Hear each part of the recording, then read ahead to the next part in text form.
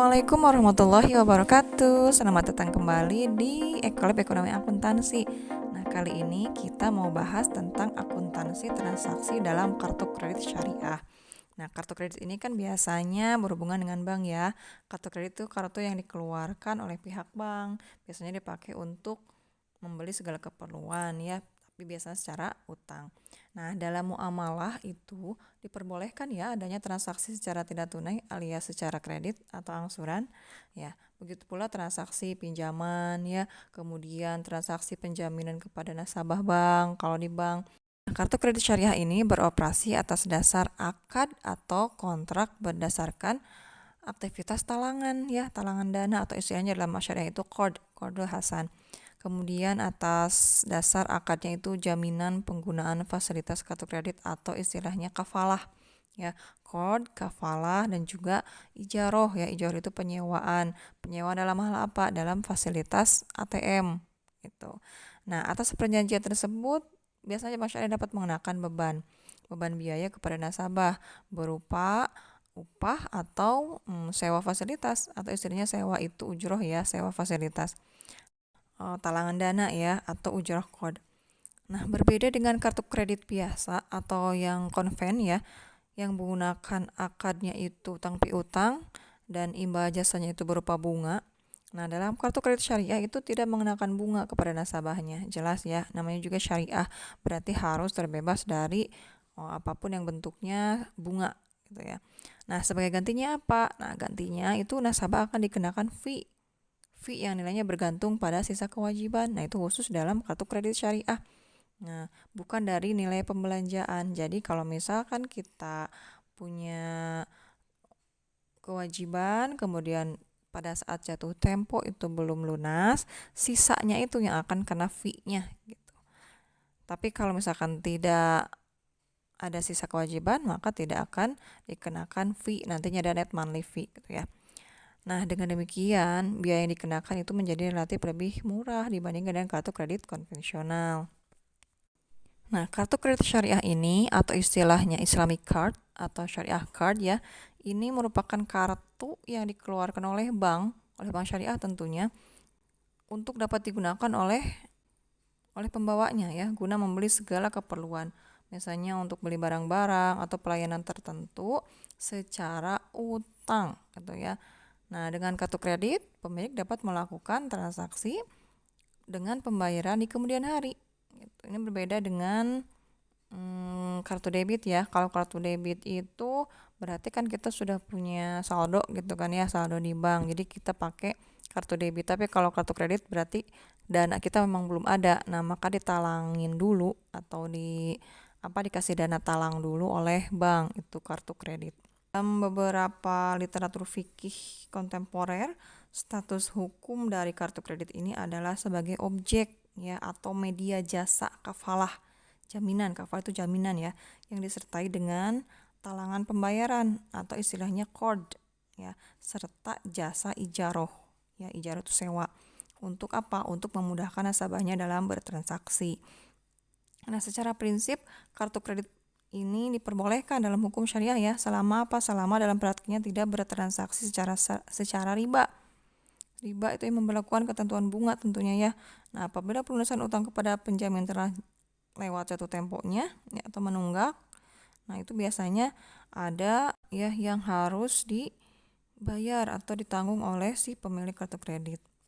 Nah, selain itu, ketentuan uang jasa kafalah tadi itu tidak boleh terlalu mahal atau melebihi batas rasional sehingga memberatkan pihak terutang. Ya, dalam hal ini kan berarti nasabah. Jadi agar apa? Agar tujuan utama dari kafalah itu tetap terjaga, yaitu jasa pertolongan berupa jaminan utang kepada penjual barang atau jasa yang menerima pembayaran dengan kartu kredit tertentu. Nah, kemudian landasan hukumnya. Nah, jadi kartu kredit syariah ini adalah landasan hukumnya baik secara Al-Qur'an ataupun secara fatwa ya, fatwa DSN, Fatwa Dewan Syariah Nasional. Itu DSN MUI nomor 54 garis miring DSN MUI garis miring 10 ya garis miring 2006 tentang syariah. Jadi khusus ada ya acuannya gitu, atau fatwanya, dasar hukumnya. Nah, kalau melalui landasannya melalui Al-Quran itu ada di Quran surat Al-Maidah, kemudian dan surat Yusuf ya 72. Silahkan nanti bisa dibuka dan bisa didalami. Nah, dalam fatwa DSN MUI yang tadi sudah disebutkan itu ya banyak sebenarnya ketentuan-ketentuan di dalamnya. Misalnya tentang ketentuan umumnya bagaimana, kemudian akad yang dipakainya apa, yang diperbolehkan itu seperti apa. Nah, itu nanti teman-teman bisa searching atau bisa baca-baca di sana ya. Jadi ada beberapa istilah dalam syariah akad itu ya, ada membership fee, kemudian ada merchant fee, ada fee, kemudian ada ta'wid itu ganti rugi ya. Kemudian ada late charge ya, itu denda keterlambatan. Kalau membership fee itu sejenis iuran keanggotaan ya. Kemudian kalau merchant fee itu penerbit kartu atau berarti bank itu boleh menerima fee yang diambil dari harga objek transaksi atau pelayanan sebagai upahnya. Kalau upah itu istilahnya ujroh ya, atas perantara atau pemasaran dan penagihan ya, perantara karena ditalangin dulu kan sama bank. Nah, bank itu menerapkan atau meminta ya menerima fee jasa tersebut. Nah, sekarang bagaimana cara penghitungan asuransi? Nah, sekarang bagaimana cara penghitungan angsuran kartu kredit? Ya, dalam perhitungan angsuran kartu kredit konvensional itu ada 2 komponen utama ya, yaitu pokok utang dan bunga. Itu kalau di konven ya. Sedangkan dalam kartu kredit syariah itu jelas kan tidak ada bunga, sehingga pasti ada perbedaan cara menghitung besaran cicilan setiap bulannya. Nah, dalam kartu kredit syariah itu ada yang namanya net monthly fee atau monthly fee, yaitu apa itu net monthly fee? Nah, net monthly fee itu adalah biaya yang muncul pada kartu kredit sesuai dengan limit kartu kredit. Ya, jadi biaya yang dibebankan sama besar bagi seluruh nasabah pemegang kartu kredit dengan rentang limit kartu tertentu. Nah, jika Anda tidak mampu membayar tagihan secara penuh, Anda akan dikenakan monthly fee ya pada sisa utang saja. Sementara pada kartu kredit konvensional, bunga itu dihitung terhadap seluruh pemakaian atau tagihan yang terjadi pada bulan sebelumnya. Ya. Nah, inilah salah satu yang menjadi perbedaan antara syariah card dengan syariah konvensional. Nah, bagaimana cara menghitungnya? Nah, kita ilustrasikan saja ya. Misalnya, seorang nasabah nih punya kartu kredit syariah. Limitnya itu 10 juta. Nah, besaran monthly fee itu 1%. Nah, maka kalau kita mau menghitung berapa monthly fee-nya itu, ya berarti tinggal kita kalikan saja limitnya berapa. Limitnya 10 juta kan. Kali 1%. 1% berarti 100.000 itu maksimal. Nah, ini kalau misalkan dia memang masih ada sisa utang, maka dia akan dikenakan maksimal. Maksimalnya itu adalah 100.000 ya, monthly fee-nya, net monthly fee-nya gitu ya. Nah, misalkan nasabah tersebut melakukan transaksi tanggal 1 Maret. Nah, sebesar 1 juta menggunakan kartu kredit syariah. Nah, tagihan tersebut akan dicetak pada tanggal 5 Maret dan jatuh tempo pada tanggal 5 April, sebulan kan ya. Jadi transaksinya tanggal 1 Maret, dicetaknya tanggal 5 Maret, jatuh temponya 5 April. Nah, namun nasabah yang bersangkutan misalnya melakukan tagihan itu melakukan pelunasannya itu 600.000 pada 2 April. Berarti sebelum tanggal 5 ya. Nah, sehingga utang yang tersisa itu dan belum dibayar adalah sebesar 400.000. Gitu. Jadi sampai tanggal 5 April itu dia baru bayar misalnya 600.000, berarti kan sampai tanggal 5 April masih ada sisa utang sebesar 400.000, maka dia akan dikenakan net monthly fee. Nah, hitungannya bagaimana?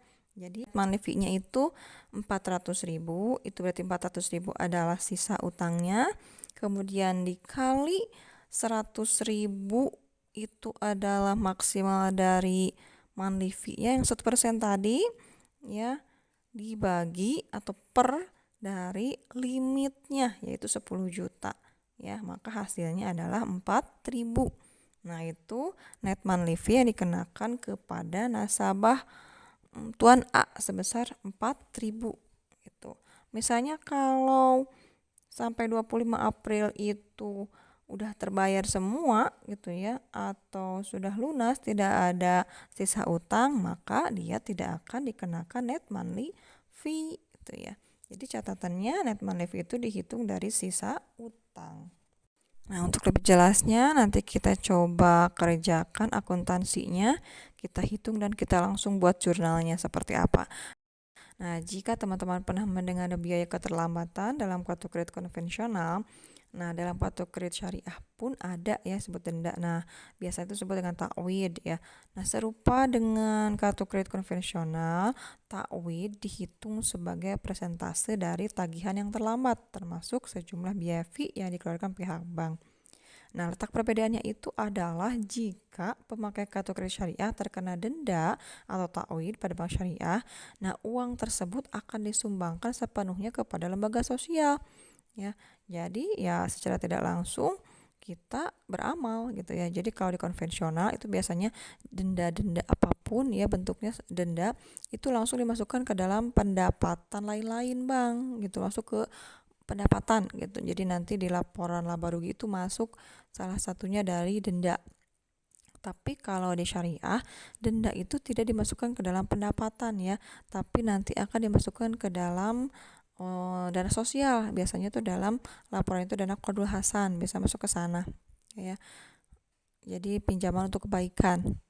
Jadi sepenuhnya denda-denda itu akan dimasukkan ke dalam dana sosial atau nanti akan disumbangkan ke lembaga sosial. Jadi tidak termasuk ke dalam pendapatan bank gitu. Nah, selanjutnya bagaimana pencatatan transaksi kartu kredit syariah ini dalam akuntansi? Ya, akuntansi syariah. Nah, nanti kita akan bahas ini di video berikutnya ya. Kita bagi dua saja biar durasinya tidak terlalu panjang. Ya, terima kasih atas perhatiannya. Wassalamualaikum warahmatullahi wabarakatuh.